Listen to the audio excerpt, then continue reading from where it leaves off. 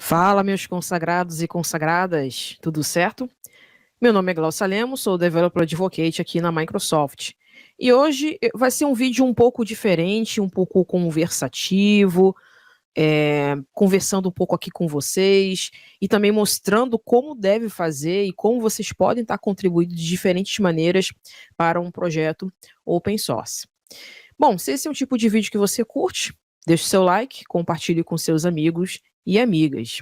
Bom, por que eu estou falando justamente dessa temática hoje, tá? Recentemente, eu contribuí para um projeto open source da Microsoft, dedicado para pessoas desenvolvedoras JavaScript, que foi criado justamente pelo meu time de JavaScript de advocacia, em conjunto com o time de DevDiv de JavaScript da Microsoft, que se chama Composer Real Estate. Inclusive, se você nunca ouviu falar desse projeto, eu vou estar compartilhando com vocês daqui a pouco em relação a como vocês também podem estar fazendo contribuições em um projeto open source. E muitas pessoas se assustaram, poxa, você digitou mais de 10 mil linhas de código, né? Aí depois eu posso estar explicando o motivo e tudo mais. Mas antes de eu falar um pouco mais dessa contribuição que eu fiz, eu não gosto de fazer vídeo para enrolar vocês. Eu gosto de fazer vídeo para ser direto ao ponto. Porque às vezes as pessoas pensam que para contribuir num projeto open source é só simplesmente contribuindo com códigos, né, com muitas linhas de códigos, famosos LOCs, né, locks, né, os famosos locks. Mas não necessariamente. Inclusive, quando alguém vem me perguntar, depois que eu mostrei esse PR, esse pull request que eu fiz e que foi mergeado recentemente para esse grande projeto da Microsoft, esse projeto, essa aplicação Enterprise que meu time criou, muitas pessoas vieram me perguntar, mas Glaucia, como é que eu faço também para fazer contribuições em projeto open source? Será que eu preciso ter um conhecimento muito avançado de código? Será que só as pessoas como seniors ou staff engineers ou principal engineers podem contribuir com projetos open source? Podem, mas é aberto a todas as pessoas de diferentes níveis, tá? E hoje eu quero mostrar justamente isso para vocês. Inclusive, eu estou aqui com a página de um projeto. Na verdade, deixa eu só mostrar aqui para vocês, só um minutinho. Bom, esse projeto aqui, ele tem como intuito justamente mostrar para todas as pessoas que sim, é possível contribuir para projetos open source, não somente com código, mas você também pode estar contribuindo para projetos open source, independente se você tem conhecimento em código ou não. Por exemplo, se você é uma pessoa que tem uma certa facilidade para justamente traduzir documentações ou até mesmo escrever tutoriais sobre aquela ferramenta, sobre aquela tecnologia que você está estudando ou está aprendendo, será muito bem-vindo e é contado como uma contribuição de um código open source.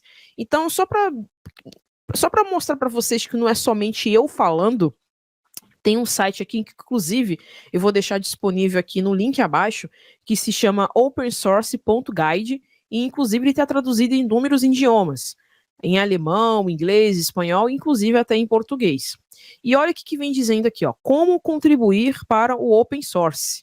E aqui vem dando um índice de várias temáticas, né? Por que contribuir para o open source, o que significa contribuir, se orientando para um novo projeto, encontrando um projeto para contribuir, como submeter uma contribuição e o que acontece depois que você envia uma contribuição. É interessante que aqui ele mostra por sessões, e eu acho isso formidável, porque às vezes a pessoa não sabe por onde começar, qual caminho começar. Que eu vejo também muitas pessoas dizendo, poxa, hoje eu contribuí para um grande projeto open source, mas muitas das vezes as pessoas não dão o caminho das pedras. Então hoje eu estou mostrando justamente este guia para quem quer alguma vez na vida contribuir para algum projeto open source.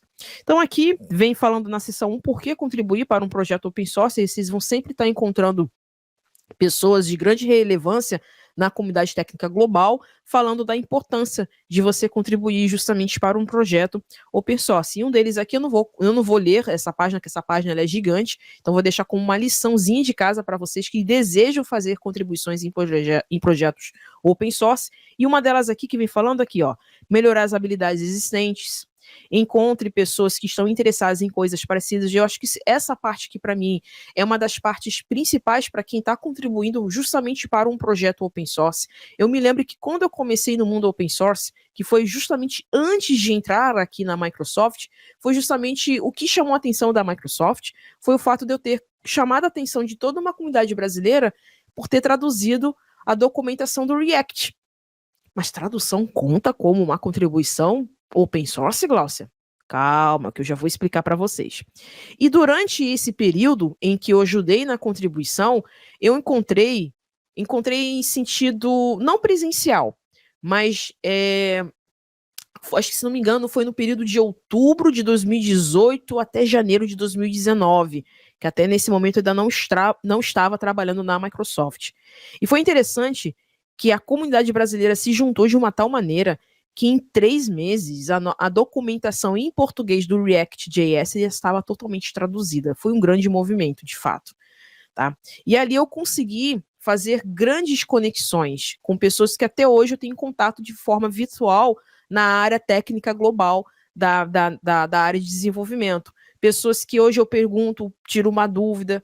Então, assim, o networking hoje, por mais que você tenha grandes habilidades técnicas, ela também conta como um forte candidato ou candidata para te ajudar, no sentido de que se um dia, por exemplo, você precisar de um trabalho ou estiver na busca de um novo trabalho, é essa rede de pessoas que vão te auxiliar no momento em que, olha, tem um trabalho aqui, eu já vi você contribuindo com alguns PRs, fazendo code reviews e tudo mais, então isso ajuda bastante, tá?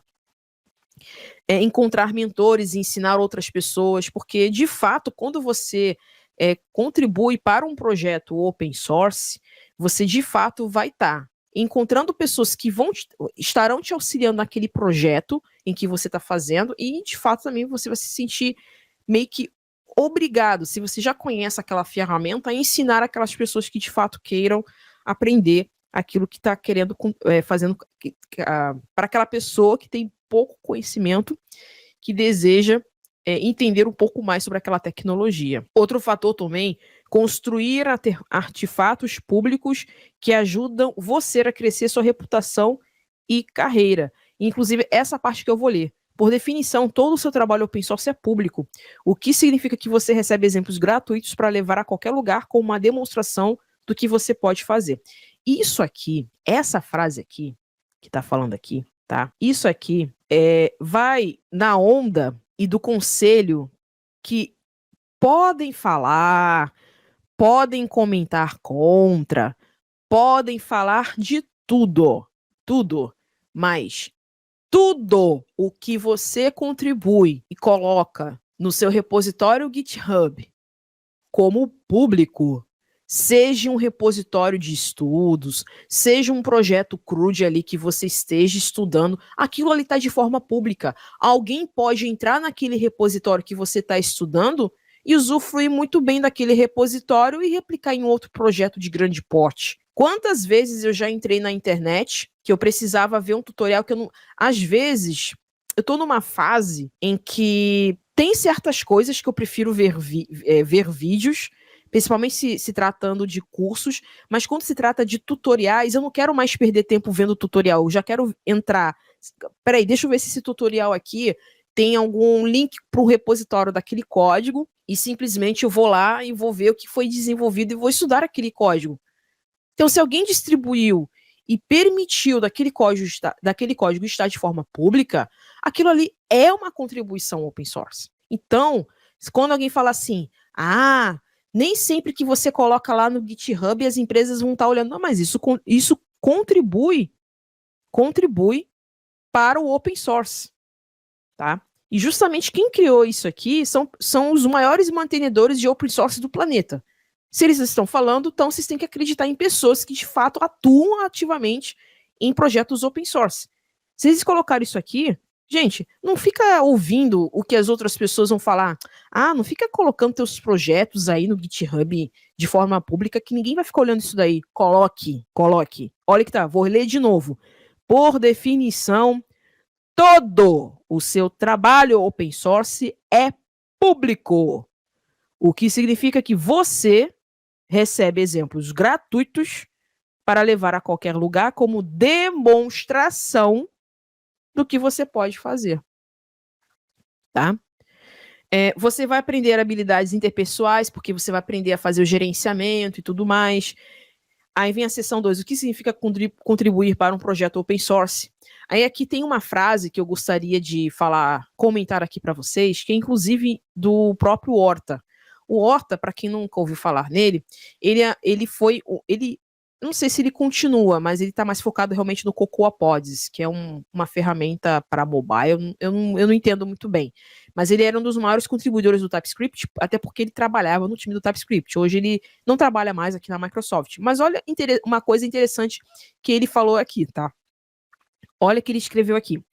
Fui elogiado pelo meu trabalho no Cocoa Pods, mas a maioria das pessoas não sabe que eu realmente não faço nenhum trabalho real na própria ferramenta Cocoa Pods.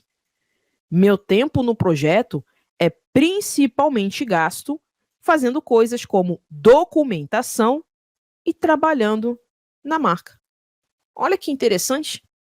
Será que contribuições em open source é só justamente criando testes, criando novas features? São muito bem-vindas. Mas quando você já parte desde o princípio de que você pode contribuir com documentações ou até mesmo trabalhando na marca, isso também conta como uma contribuição open source. E olha que interessante que esse guia ele fala. Um equívoco muito comum sobre contribuir para o open source é que você precisa contribuir com código. Na verdade, muitas vezes são as outras partes de um projeto que são mais negligenciadas ou esquecidas. Note está até aqui,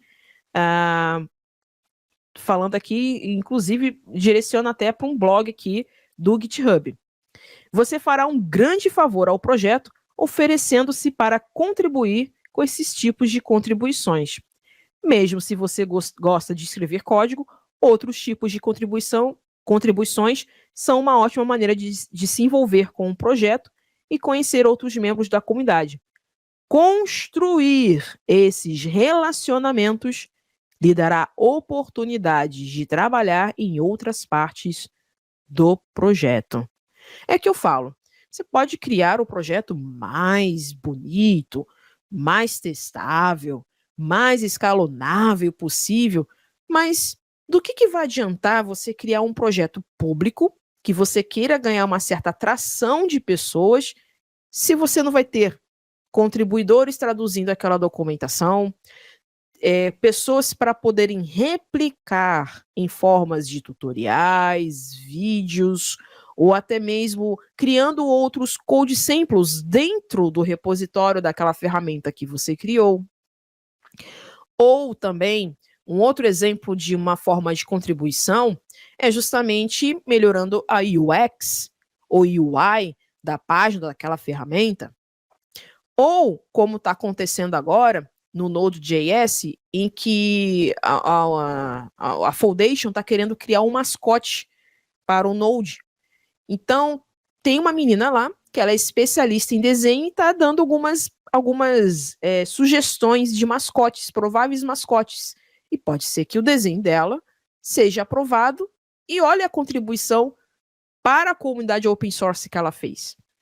Ou até mesmo, caramba, gostei muito do Svelte, eu quero montar, por exemplo, uma comunidade Svelte no Rio de Janeiro, onde vai ter palestras mensais para falar das principais novas features, por exemplo, né, sobre esse Web Framework.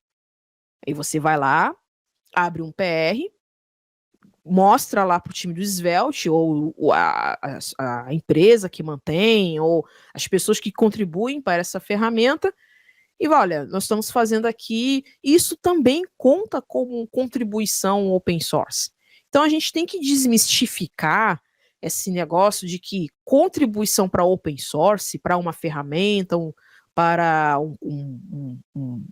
uma ferramenta, ou qualquer outra coisa relacionada que seja público e seja open source ali, é somente código.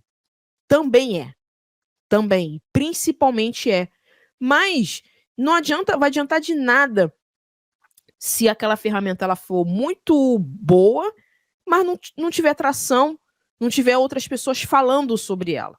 Então, por isso que há a necessidade de fazer bom relacionamento para poder construir, como o próprio Guide fala, construir esses relacionamentos e liderar a oportunidade de trabalhar em outras partes do projeto.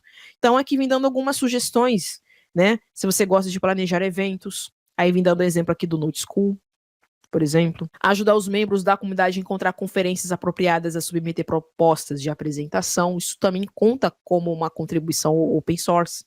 Se você gosta de design, se você gosta de escrever, então você escreve e melhora a documentação do projeto, né? Organizar uma parte de exemplos mostrando como o projeto é usado. Escrever tutoriais para o projeto. Aí dá um exemplo aqui de como os contribuidores do PyPA fizeram. Ou a traduzir a documentação. Olha aí, ó, a tradução. A tradução faz parte de uma contribuição open source. Tá? E olha que interessante que essa Kiddens escreveu aqui. Ela falou o seguinte: sério, documentação é mega importante. A documentação até agora tem sido ótima e tem sido uma característica destruidora de Babel. Há seções que certamente poderiam ser trabalhadas e até mesmo a adição de um parágrafo aqui ou ali é extremamente apreciada.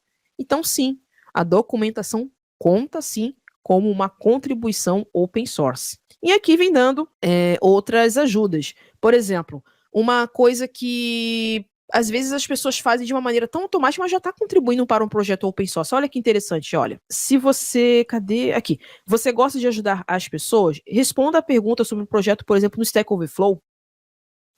Olha que interessante.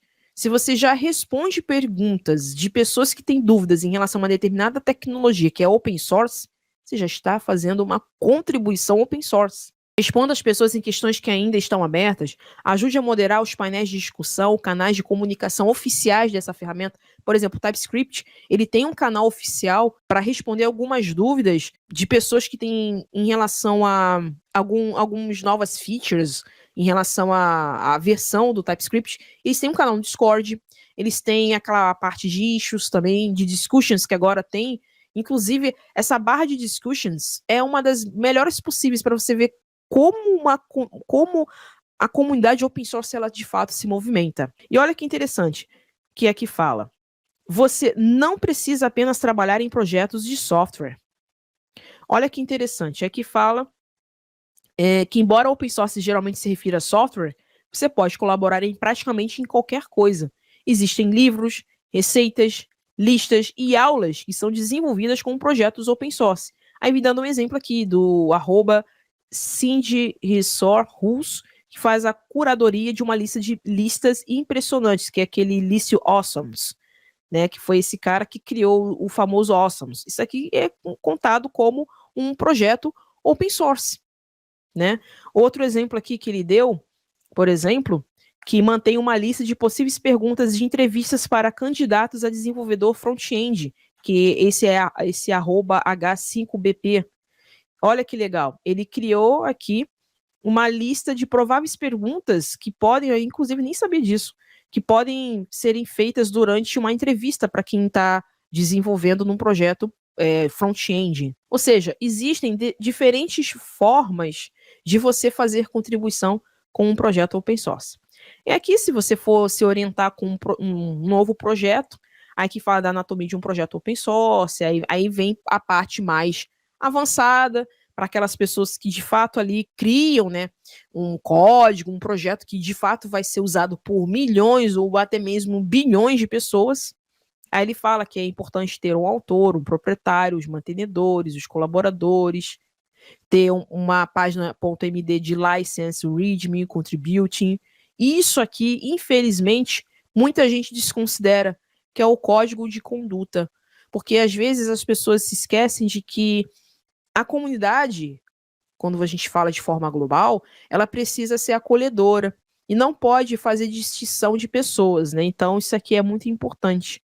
Ou até mesmo documentos, criar uma issue tracker, um pull requests, fóruns de discussão, que agora, como eu falei com vocês, dentro do GitHub, se você criou um projeto open source, você pode simplesmente hoje criar uma aba chamada Discussions, isso ajuda bastante, tá?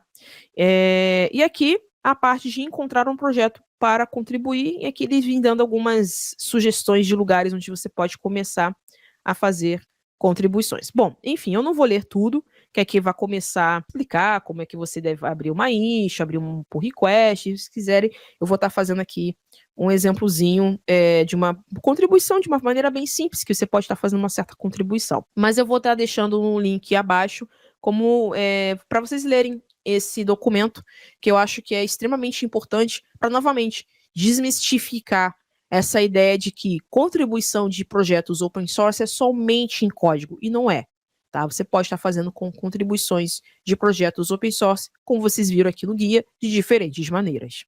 Bom, falando agora sobre o projeto que foi, o pull request que foi recentemente mergeado do projeto Contoso Real Estate, inclusive, para quem não teve a oportunidade de acompanhar meu processo, eu vou estar deixando aqui no link da descrição 10 vídeos de 10 lives que eu fiz, ou 11 lives, se não me engano, que uma fiz pelo Microsoft Reactor, inclusive, de uma migração, porque acontece, esse projeto, ele foi feito na versão V3 do Programming Model, do Azure Functions, e recentemente, o time de produtos do Azure Functions criaram o V4, que é o Programming Model deles, tá? O novo, mais recente. E como o projeto ele precisa sempre estar atualizado, até porque ele é um projeto Enterprise modelo, até para outras pessoas, até customers ou clientes que queiram de fato entender como podem fazer uso do JavaScript com diferentes serviços do Azure. Então, houve-se a necessidade de justamente migrar o mais rápido possível a API desse projeto. Então, vou mostrar aqui para vocês. Então, tá aqui o PR. Por mais que esteja escrito aqui 68 mil linhas modificadas, vamos dizer que, se não me engano, antes de eu executar o prettier, o que é o prettier? O prettier é um format que o meu time delimitou para poder deixar o código mais bem formatado, tá? Então, deixa eu só alterar aqui o formato da visualização, vou deixar assim, acho que tá melhor. Então, aqui, por mais que seja escrito aqui mais de 68 mil linhas de código alteradas, na verdade foram em torno de 10, 12 mil linhas de código digitadas. Então, eu tinha falado com o Assim, que é esse Manekineko, não sei se eu falei certo, o Assim depois você pode me corrigir, embora ele é francês, não sei se ele vai entender o português. Falei assim, olha, eu gostaria de fazer a migração desse projeto. Durou aí mais ou menos uns 20 dias para fazer a migração total, só que teve vários code reviews, essa é a parte mais chatinha, de fato, vou confessar para vocês, essa é a parte mais chata de fazer uma contribuição em um projeto open source, é quando vem a parte do code review. Você pensa que tá tudo certo e não tá, né? E fica, olha, tá faltando isso, tá faltando aquilo, tem que botar isso, tem que botar aquilo. Aí você, de fato, tem que ali todo o tempo tá consertando o código. Mas faz parte do processo se um dia você contribuir de fato com código a um projeto open source. E vocês podem ver, vai ter vários comentários, inclusive vou estar deixando o link desse pull request no vídeo abaixo. E finalmente, uma coisa de 3 semanas ou 4 semanas atrás, 3 semanas atrás aqui, ó. Esse projeto, ele foi mergeado para a branch principal. Então, só para mostrar para vocês, eu fiquei bem contente, porque não é que é o primeiro projeto open source que eu contribuí em código dentro da Microsoft, mas esse foi um dos maiores e deu um trabalho. Mas e aí, Glaucia, como é que seria um projeto? Vamos supor que você, sei lá, você de fato tem um certo conhecimento, quer contribuir para um projeto open source. Qual é o processo, tá? Primeira coisa é você encontrar, como aquele guia mesmo explicou, é encontrar um projeto em que simplesmente você pode entrar em qualquer projeto e sempre vai ter Por exemplo, eu, inclusive vou estar deixando também no link da descrição desse vídeo o link desse projeto open source, que é o Contoso Real Estate. Eu vou explicar um pouquinho mais para vocês o que seria esse projeto. Esse projeto aqui, ele é uma aplicação modelo para justamente para pessoas que desejam usar o JavaScript e em conjunto com alguns serviços do Azure e queiram entender um modelo de aplicação para poder adotar no projeto. Então aqui vocês vão encontrar um diagrama, né, arquitetura de diagrama, um diagrama de fluxo simplificado, os componentes que foram usados nesse projeto, né, que ele é não é simplesmente um CRUD, ele simula justamente uma aplicação Airbnb, tá, de rental, e é bem interessante. Acho que seria válido vocês darem uma olhada nesse projeto aí, forcar ele. Inclusive, estimulo vocês, tá? Entre aí no repositório e deem uma estrelinha no projeto. Eu acho que vale super a pena fazer contribuições, ou até mesmo. Porque até o fato mesmo também de botar uma estrela aqui, por que é importante? Por que a gente sempre fala dessas estrelas aqui, tá? Porque essas estrelas aqui, quando elas ganham mais de 1000 estrelas, por exemplo, elas entram em primeiro lugar lá naquela semana da página do GitHub de projetos que prováveis pessoas podem contribuir. E quando ela ganha uma certa relevância, outras pessoas também podem começar a contribuir também. Então vamos lá. Então aqui eu recomendo vocês darem uma estrela, forcarem um projeto, tá? Então vamos fazer o seguinte, tá? Aqui, vocês sempre quando forem começar a contribuir para um projeto open source, a primeira coisa que vocês vão identificar é clicar aqui nessa abazinha aqui, chamada Issues. Por quê? É nela que vão começar a encontrar problemas em que você provavelmente pode começar a fazer sua contribuição para um projeto open source. Note que, por exemplo, inclusive, aqui no Contoso Real Estate, que é um projeto open source da Microsoft, ele contém algumas tags chamadas de Good First Issues. Para quem nunca ouviu falar sobre essa tag, geralmente quando você está dando seus primeiros passos para fazer contribuições em projetos open source, talvez seja essa issue, essa tagzinha relacionada àquela issue, aquele problema, é que por onde você vai começar a fazer a sua contribuição. Por quê? Porque como o próprio nome diz, Good First Issue. Bom primeiro problema. Como você pode interpretar, resumindo ou traduzindo de forma não tão literal, você pode dizer, opa, essa aqui é uma primeira boa contribuição que eu possa fazer. Então, por exemplo, aqui, né, essa Good First Issue aqui, ou vamos fazer o seguinte, vamos clicar nessa daqui, que é essa primeira aqui. Inclusive, só para sinalizar aqui para vocês, inclusive depois eu tenho que fechar essa issue aqui. Aqui tem várias Good First Issues que várias pessoas podem também contribuir, tá? E uma delas aqui, ó, que é essa daqui, ó. The profile page has broken CSS. A gente clicando nessa issue aqui, provavelmente sempre vai ter uma descrição do problema que está acontecendo. E note que tem uma imagem que o próprio Assim colocou aqui, que olha o problema. Quando a pessoa clica na aba Reservations, o CSS ele não mostra o profile a página de profile não ela aparece e ela não está sendo atualizada. E de fato pode ser um problema aí de CSS. Inclusive deixa aí uma sugestão para quem gosta de mexer com CSS ou algo do tipo, pode estar resolvendo esse problema aí. Mas vamos supor, né? Tem uma issue aqui, eu já até identifiquei que é para mim, que é essa daqui, ó. Embora ela não está escrita aqui como Good First Issue, mas eu vou pegar ela. Então aqui note, ó, API v4 package double entry of @azure/functions. Então aqui, clicando aqui, olha aqui que a Dina Berry, que inclusive é uma colega de trabalho, é sensacional. Eu vou mostrar aqui para vocês essa issue aqui. Ela fala assim, ó, API v4 package, né, que é o package, é porque eu já conheço o projeto, tá? E ele, de fato, ele fala que dentro da pasta packages tem outros mini projetos ali. E, de fato, eu fui dar uma olhada, aí eu fui ler a descrição, né? Deixa eu só mostrar aqui para vocês. Aqui fala assim, not sure when this happened. I assume it's just a bad merge. Glaucia Lemos, can you take a look? Eu vou traduzir aqui para vocês. Ela falou assim, olha, eu não tenho certeza de quando isso aconteceu. Presumo que seja apenas uma mesclagem incorreta, Glaucia Lemos. Você pode dar uma olhada? Aí eu fui dar uma olhada aqui. Dentro da API v4, note que na imagem que ela tirou o screenshot aqui, aparece duas vezes, né? Deixa eu só sinalizar aqui para vocês. Aqui na linha 18, o arroba Azure/Functions como dependency e dev dependency o arroba Azure/Functions. Provavelmente, com certeza, foi foi um merge mal feito, que eu posso ter dado preste atenção, porque na API antiga consta essa versão aqui. E outra, na outra versão, ele constava dentro de dev dependencies. E o certo mesmo é que o Azure Functions ele esteja em dependencies, tá?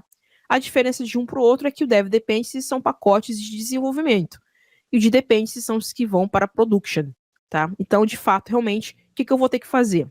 Então, quando você identifica uma issue, você tem que entender o que você tem que fazer aqui. Eu já identifiquei o que eu tenho que fazer aqui. Eu vou ter que remover este pacote dentro do package.json, desinstalar, talvez dando rm-rf node modules e instalar novamente o arroba Azure/Functions e mandar o PR. Vamos fazer isso agora? Então eu vou fazer o seguinte. Já respondi a ela, que eu estaria investigando o que eu teria que fazer. Inclusive, já até respondi em inglês. Isso é legal também, que você vai estar falando com outras pessoas de outros países, como você pode estar contribuindo para um projeto, né? E geralmente treinando aí o seu inglês, né, gente? Então, o que eu vou fazer aqui? Eu vou abrir um PR para poder mexer nessa issue aqui. Só que eu vou fazer o seguinte, eu vou vir aqui em issues, fazer o seguinte. Outra coisa bastante interessante, tá?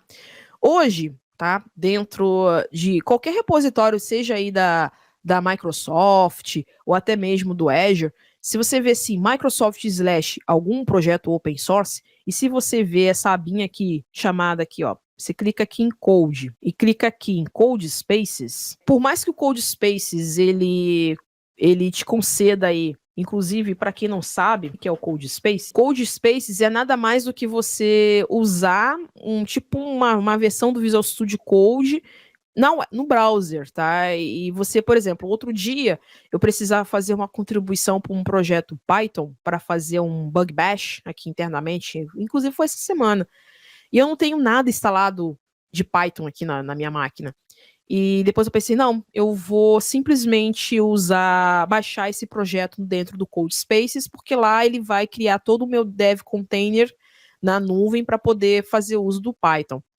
Então é bem interessante porque você não precisa fazer instalação, nada disso, e é bem simples e bem tranquilo, tá? O legal é que você pode fazer uso do CodeSpaces de 60 horas mês de graça e ele é renovável. Mas lembrando, se você for contribuir para um projeto onde tem a organização Microsoft ou Azure Samples e você fazer uso do seu CodeSpaces, você não vai ser pago, tá? Mas se você, por exemplo, eu quero contribuir para o TypeScript. O TypeScript, se não me engano, está dentro do Microsoft, vai ser de graça.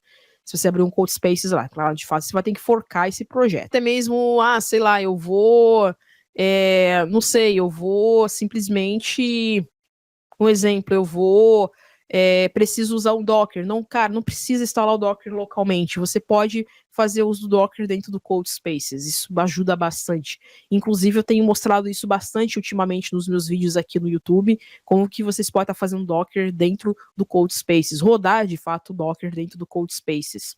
Tá? Então, use. Se você começar a fazer contribuições a projetos open source, seja em documentação, UI, UX, não precisa baixar esse projeto localmente. Inclusive, muitos desses projetos, eles são extremamente pesados. São 30 gigabytes, 20 gigabytes. Você não vai querer alocar isso dentro da sua máquina. Então, usa o CodeSpaces. Então, eu vou mostrar aqui para vocês, para quem nunca fez uso aí do CodeSpaces, o que eu vou fazer aqui. Então, aqui tem essa issue. Primeira coisa, né, que vocês vão precisar é forcar o projeto. Tá? Vocês vão forcar ele. Inclusive, eu já tenho ele forcado, mas vocês vão ter que forcar. Vocês vão selecionar o nome de vocês e vai clicar em Create Fork. Como eu já tenho esse projeto forcado, eu vou escrever aqui no meu repositories. Eu só não sei se ele está atualizado, deixa eu só atualizar ele aqui. Fazer um sync, isso é legal também, ó. Eu consigo fazer um sync. O que eu vou fazer?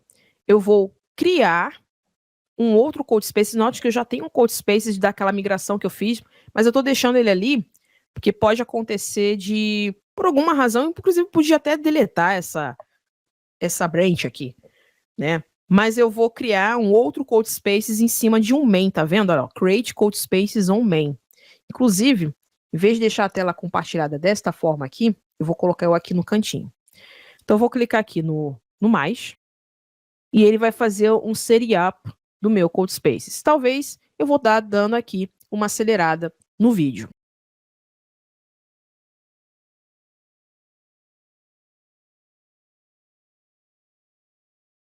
Bom, o projeto está aqui, tá? Então, a gente vai agora fazer a mudança relacionada à issue criada aqui pela Dina. Então, a primeira coisa que a gente vai fazer aqui, inclusive, se é uma coisa do próprio CodeSpaces, eu vou mudar para o inglês, o terminal aqui, vou botar aqui em carregar, vai carregar um pouquinho rapidinho aqui. Dependendo do tamanho do projeto, pode ser que essa configuração do CodeSpaces leva um certo tempo, tá? Então, vai depender muito do tamanho desse projeto. Então, aqui eu estou reabrindo aqui o projeto novamente. Então, a primeira coisa que a gente vai fazer aqui vai ser justamente abrir aqui o terminal. Aí entra um fator bem interessante e importante que eu acho que é importante mencionar aqui. Se você for contribuir em forma de código pela primeira vez em algum projeto open source, é muito importante que você tenha aí os conhecimentos básicos ou, dependendo, intermediários aí de Git, tá? Talvez você pergunte, poxa, onde que eu posso estar obtendo esse conhecimento? Eu vou mostrar aqui agora para vocês. Bom, a Microsoft ela possui uma plataforma que se chama Microsoft Learn. Essa plataforma ela vai te ensinar e vai te chancelar de acordo com os conhecimentos que você obtiver, de acordo com as coisas que você está estudando ali dentro da plataforma, e tudo de forma gratuita. E aqui tem um curso justamente gratuito de introdução ao controle de versão com Git. E ele é um curso, ele não é um curso em vídeo, é um curso de leitura. Eu curto mais ler, porque parece que eu estou conseguindo absorver mais conhecimentos. Tem pessoas que gostam e curtem mais assistir tutoriais em vídeo. Se você quiser, eu posso estar também deixando uma outra recomendação. Mas eu recomendaria, porque esse aqui é bem legal, porque vocês podem estar, justamente no final deste treinamento, criando ali, né, você pode estar imprimindo um badge para poder compartilhar no seu LinkedIn, ou melhor ainda, você consegue adicionar esse novo conhecimento dentro do seu LinkedIn e, inclusive, obter um certificado de conclusão deste treinamento aqui. Então, vale super a pena. Inclusive, eu vou estar deixando no link da descrição em relação a esse treinamento aqui de Git. Vamos voltar lá para o código? Bom, então a primeira coisa que você tem que fazer é justamente digitar aqui Git branch. Então, a gente vai notar aqui que a gente está na branch principal, que é a main. E nesse caso, eu vou precisar criar uma branch relacionada a essa issue aqui. E, deixa eu ver aqui, que foi a issue que a Dina criou aqui, ó, double entry of @azure/functions. Então, a gente vai criar um nome bem descritivo. E para criar uma nova branch, a gente digita o seguinte, git checkout-b. Geralmente, eu coloco o prefixo, eu vou dizer que é um fix, porque eu estou consertando. Inclusive, esse projeto aqui, ele faz uso de commits descritivos, né? Então, você tem que botar fix, 2 pontos, e descrever. Se é uma nova feature, então fit, 2 pontos, e vai descrevendo. Se é um fix, fix alguma coisa, typo, e por aí vai. Isso tem um nome. Depois eu vou lembrar, que eu não vou lembrar agora. Mas aqui eu vou botar assim, ó, fix, deixa eu botar aqui, ó, double Azure Functions Package V4. Ah, mas o nome dessa branch tá gigante. Não, eu prefiro o nome gigante, mas que seja descritivo. Inclusive, eu vou botar aqui a API V4. Aqui eu posso botar pack, de package, ela vai entender. Eu vou dar um enter. Bom, tô dentro da minha branch. Então, aqui agora, inclusive, o que eu vou fazer? Eu vou abrir aqui em packages. Note que, se eu abrir aqui o packages, deixa eu fechar essa janelinha aqui e essa daqui. Note que na API antiga constava justamente aqui o @Azure/Functions, usando aí a versão 1.2.3, enfim, eu não entendi por que colocaram aqui em Dev Depends, porque o Azure Functions ele precisa ser instalado com uma dependência, porque ele faz parte de um pacote de produção, né? Ele faz parte ali para integrar a API. Mas, enfim, eu já fiz a migração para a nova API, que é essa API Dash V4 ou V4, e aqui, por alguma razão, eu devo ter esquecido de ter removido. Tanto que você pode ver que a versão é até parecida com o merge com a API antiga. O que eu vou fazer? Inclusive, até aqui, ó, a versão mais nova, que é a V4. Então, o que eu vou fazer aqui? Vou abrir aqui o terminal, justamente é porque eu já conheço o projeto, mas é bom se você estiver contribuindo pela primeira vez para um projeto, é dar uma olhada no projeto, tentar conhecer o projeto, se você for contribuir em código, né? Então aqui essa pasta está dentro de packages, dentro de API V4 e tá aí, tá? Então a primeira coisa que eu vou precisar fazer aqui, eu vou ter que remover simplesmente isso, tá? Vou remover ele daqui. E para eu testar ele, então aí que tá. Como esse projeto aqui é que eu já conheço ele porque eu trabalhei nele por tô indo para quase 2 anos trabalhando nesse projeto. Esse projeto aqui ele usa workspaces, monorepo, tá? Então ele vai ter minis arquivos de package.json em cada projeto, mas ele tem um package.json principal que manipula todos os outros packages.jsons. Aí eu vou mostrar aqui para vocês como é que como eles fizeram aqui a arquitetura desse projeto. Então aqui dentro tem aqui uma API, o API V4, vocês depois podem estar lendo na documentação lá do README desse projeto. É bem interessante, inclusive, vocês explorarem ele. E lá e fora da raiz do projeto tem um package.json, tá vendo? Muito provavelmente eu vou ter que atualizar esse projeto aí. Deixa eu tentar fazer o seguinte, eu não sei se o Node Modules está aqui. Não estou vendo o Node Modules, inclusive, deixa eu ir no README. Sempre é importante vocês irem na parte de Contributing para vocês verem a esquematização de como vocês devem fazer as contribuições em código de um projeto open source. Sempre é importante, antes de começar, inclusive fiz até errado, né? É porque eu já conheço o projeto, mas se eu não conhecesse, teria que ler primeiramente essa página aqui de contributing. Então, teria que ver como é que eu tenho que submeter uma issue, como é que eu tenho que encontrar um bug e tudo mais, né? Como é que é a estrutura de mensagens de commits, né, e tudo mais. Aqui, ele vem mostrando como é que eu tenho que buildar o projeto, como é que eu devo submeter um pull request, inclusive ele vem dando uma explicação básica de como que você deve abrir uma issue, ou até mesmo um pull request, né, enfim. Mas, voltando aqui, é importante também ler o README principal, porque você vai precisar, em algum momento, executar esse projeto. Você não vai simplesmente fazer o push desse pull request e simplesmente não testar, para saber se está quebrando alguma coisa, né? Então, o que eu vou fazer aqui? Aqui fala o seguinte, ele pede para ir até o local, né? Deixa eu só ver aqui. Development Environment. Então, ele fala para forcar o repositório, criar um novo GitHub Codespaces, que foi que a gente fez dentro do seu fork, abrir o terminal e executar npm install e npm start para startar o development service, né? E é o que a gente vai fazer aqui agora. Se não me engano, esse projeto aqui, ele pede para fazer o npm install, né? Então a gente tem que fazer o npm install. Então vamos fazer aqui, vamos dar o npm install. Opa, não aqui, perdão, não aqui.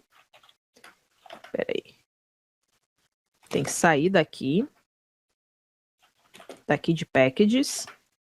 Aí aqui a gente vai encontrar o package.json principal, tá vendo? Então é aqui que a gente vai executar o npm install. Então vamos executar aqui npm install.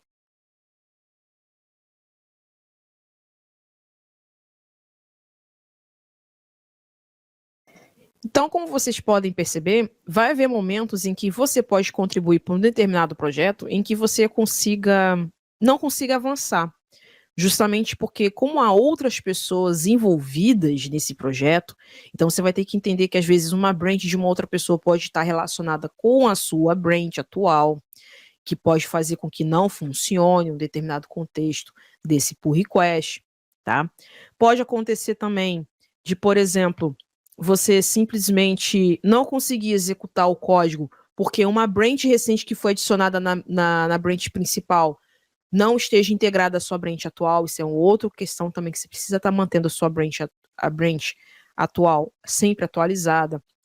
Então, assim, quando você começa a contribuir para um projeto open source relacionado a código, se faz muito importante você ter certa paciência, porque como se trata de um projeto que vai ser usado por milhões ou até mesmo bilhões de pessoas, então você tem que estar deixando tudo ali muito redondinho, tudo muito bem funcional, tá? Nesse caso aqui, eu posso estar fazendo um outro vídeo mostrando para vocês o resultado final deste pull request, até porque esse vídeo ele tá ficando um pouquinho grande. Mas depois que você acaba contribuindo para um determinado projeto, que eu não vou conseguir dar quantidade, porque tem alguns fatores ali que com certeza eu vou ter que fazer alguns ajustes nesse código aqui, porque ele não está executando. Estou vendo que tem alguns pacotes ali que estão desatualizados quando executei o comando npm install. Então tem alguns detalhezinhos que eu vou precisar dar uma investigada e que vai me tomar um pouquinho mais de tempo. Então não vou conseguir resolver isso agora, que às vezes pode ser uma investigação que pode me tomar 5, 6, 7 horas. Eu não quero que esse vídeo se torne longo, tá? Não, só para vocês ficarem cientes novamente, tá? Que contribuição com projetos open source não necessariamente se trata somente de contribuir com código, mas você pode estar contribuindo aí novamente, repetindo, com UI, UX, discussões, criando tutoriais, códigos abertos, não necessariamente direcionado a um determinado projeto open source, mas um projeto open source que seja público, que você criou, que vai ser de utilidade para uma outra pessoa. Então, só para deixar isso muito bem desmistificado para todas as pessoas aqui que estão me assistindo hoje aqui nesse vídeo. Bom, se esse é o tipo de vídeo que você curte, deixe o seu like, compartilhe com seus amigos e amigas e nos vemos numa próxima vez, pessoal. Tchau, tchau.